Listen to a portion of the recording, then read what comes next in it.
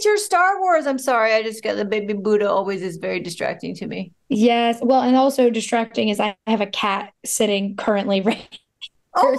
So awesome. he's going to the Prime TV or Premiere TV loves my cat. And so the room host, like, can you bring him out? And so now Benji is behind me. So No, no, enjoy. Benji is there. Mine are usually sleeping right there, but I banned them. They're in the back part now because they were too distracting. He was banned until Kendall was like, can you bring him out? And I was like, here he God is. bless you. But yeah, The focus. I love Star Wars, so that's all that behind me. What is But the hi Star guys, Wars so you're talking about? What is? Benito. it's Like, this little indie movie from the 70s. When you saw your face, Rachel, it was like, what the hell is that? what? Does he not know Star Wars? um, but with it, I love this show. I think it is so sweet, and I really do love just how it is a show about being loving and accepting no matter what. And I really do love though your character's journey. So obviously in season one, they were a little bit more kind of separated from each other. And in season two, they are just way, way, way too obsessed and in love with each other for their kids. And Mhm. I love it. I think it's great. But for you both, what is it? What is the joy of kind of getting to explore that journey with these characters, going from where they were in season one to where we get to see them in season and now where they are in season two? Benito. As actors, when you get to play drama and you get to have the partner and you have the fights and everything else, it's really rewarding work because you have two opposing factors and you're working that out and seeing who's going to win the argument and this, that, and the other. So last year was, as an actor's journey, was fantastic. I mean, the complicated scenes really were fun to film, and rewarding as an actor. But as the journey continues and we're into season two, the opposite is also true. The lightheartedness of it all, the commitment to the relationship and finding the joy with each other after going through the hard stuff is equally as rewarding. So season two was just so much fun and lighthearted and yet at the same time deeper, right? Because the love has been earned more. Mm. It's been, you can lean on that Mhm. investment more. And so you lean deeper into the material, as it were. And that comes from great writing. So we're blessed. We have great writing on the show. We have great cast throughout the entire process. And I have a great, wonderful partner that within Constance, that no matter what is thrown our way, whether it's the silliest of silly or the most dramatic of dramatic and everything in between, and the sexy. I mean, come on. It just knocks it out of the park. And so it's been one of the greatest pleasures of my career to be in this journey with these characters. Yeah. And I'm piggyback on exactly what he says is that it's truly a blessing to be a part of a show that really focuses on respecting humans, no matter what they look like, what race they are, what gender they are, what age they are.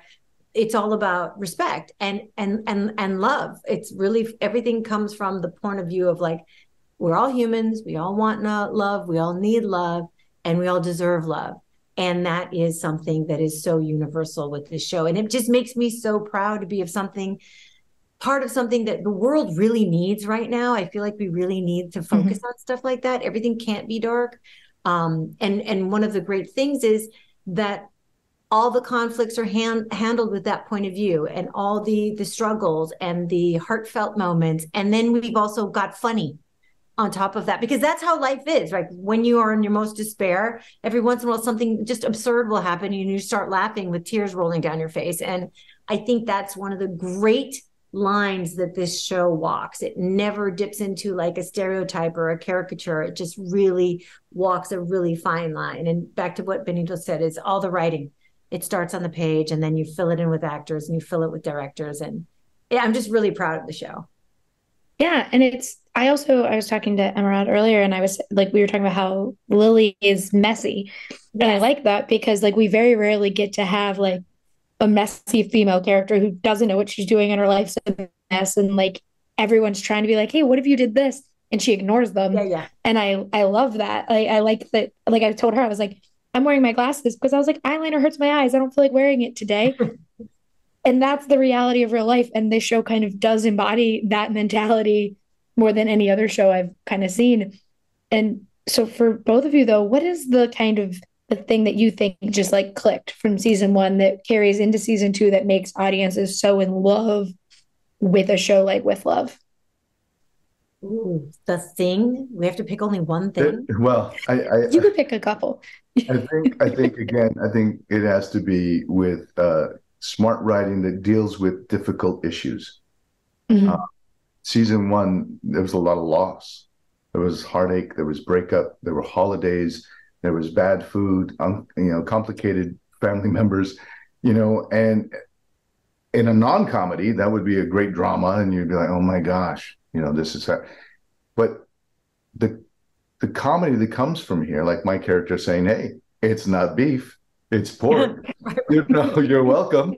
That that's not a joke. That's a Mhm. reality that's Yeah. funny to the observer. And that sort of clever writing carries through, and that's where the humor comes from, and that's where seeing Lily come over and say, "You're going to marry me," and "I'm sorry, let's get back together," in the first season, then the guy goes, "No, we're done. You were right." Yeah. You go, "Wait, Yeah. what just happened?"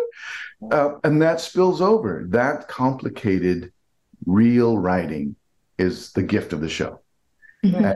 And audiences who do tune in fall in love with these characters because you go, "Oh my God, that happened at my table last night. That's happening with my parents. That's happening with my kids. That's happening with me." And we all know somebody that's going through this stuff. And we're here to say, we're doing it. Yeah. And we're wrapping it all up with love, Right. with support, with familia. So I think that's the magic of the show, and of course, working with great people. I feel like we meet people where they're really at and not where they should be or what we want them to be. We just meet them where they're at and then we go from there.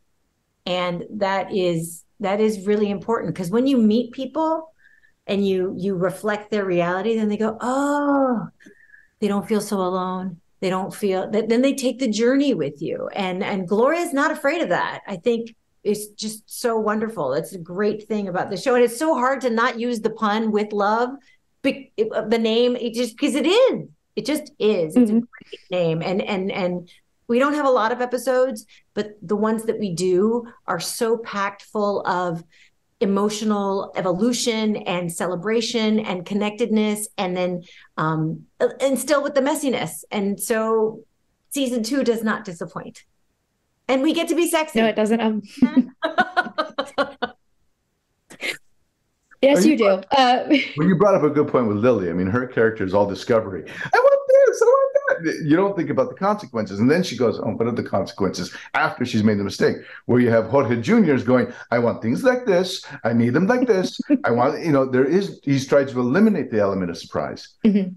And you have and we're as parents going, "Life's not like this, guys. It's just not like this." And then with each other, we're going, "Hey, baby, where have you been?"